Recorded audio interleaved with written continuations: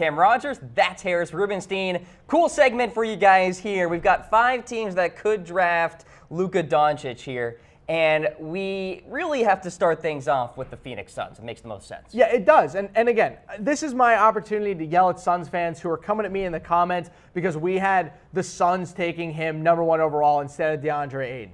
I don't know how many times I have to say this, they hired his Slovenian national team coach. They have the #1 overall pick. They understand that the Warriors are going to be this good for a very long time. And you think they're going to take a big man? What? No. The Suns, if they have the #1 pick and Doncic decides to enter the draft, they are going to take Luka Doncic. Why? Because he's a perfect fit in their lineup. You have Doncic at the 1, Booker at the 2, Warren at the 3, and then I know Marquise Chris and Tyson Chandler still isn't great at the 4 or 5, but guess what, Cam? The Suns have 2 first-round picks this year. They also pick at number 16 overall. You can get another big man at that spot. It's the second pick after the lottery. So you can still get someone at the 4 or the 5. You all of a sudden get the best player in the draft as well. And you don't look like idiots for hiring your Slovenian national team coach and not drafting the player who he coached. I just don't understand. Seems logical to me. Why, please, Suns fans in the comments of Facebook and on YouTube as well, explain to me what your issue is with Luka. He is the best international prospect to come into the draft in decades. 5-paragraph essay. He's 19 years old and he just won Euroleague MVP and you don't want him? Topic sentence. I can't believe it. Kevin O'Connor said that he's the closest thing to James Harden in the next 3 drafts.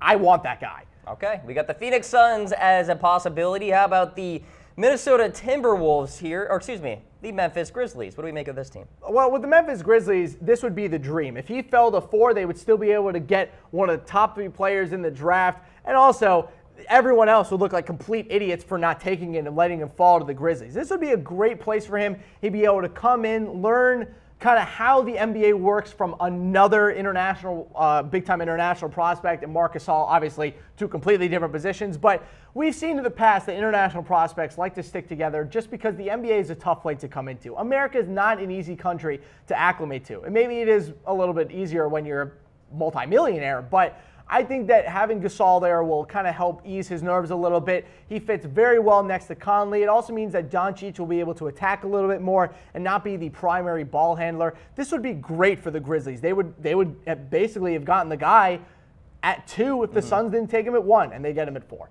All right, so Memphis is there at 2. Let's take a look at the Dallas Mavericks here. I would like this. Mark Cuban would lose his damn mind if Luka Doncic fell to number 5 overall, because all of a sudden they get maybe the best player in the draft and the perfect fit for their team. They drafted Dennis Smith Jr. last year. They have Harrison Barnes at the 3.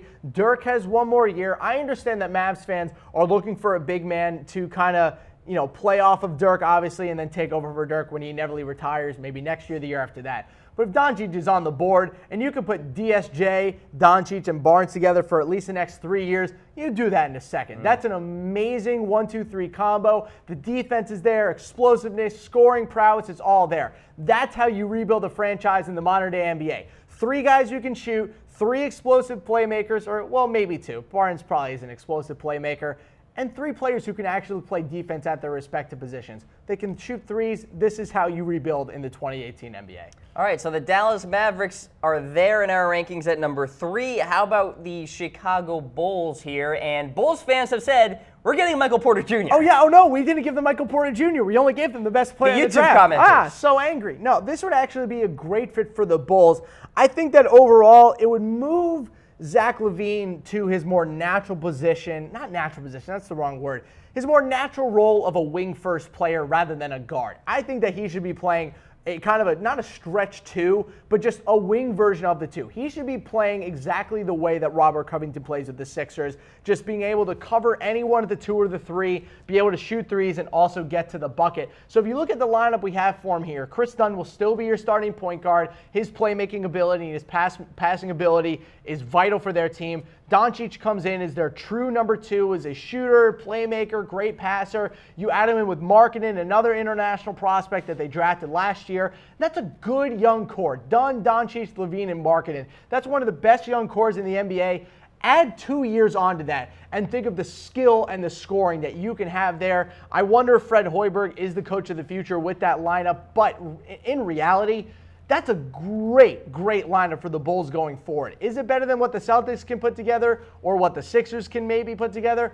I don't know. Perhaps but not. This is a future play. This is like when the Warriors drafted all those guys. They were a little bit iffy for a couple years in there. Then they made the playoffs one year.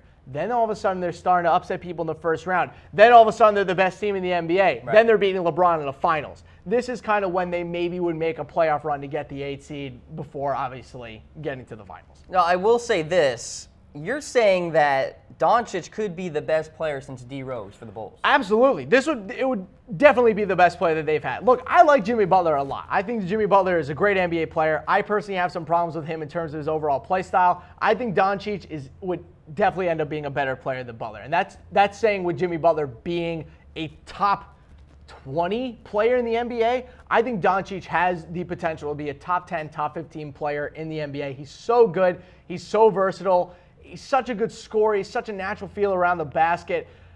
My player comp for him has always been Manu Ginobili. Manu Ginobili at his prime was one of the best guards in the entire NBA.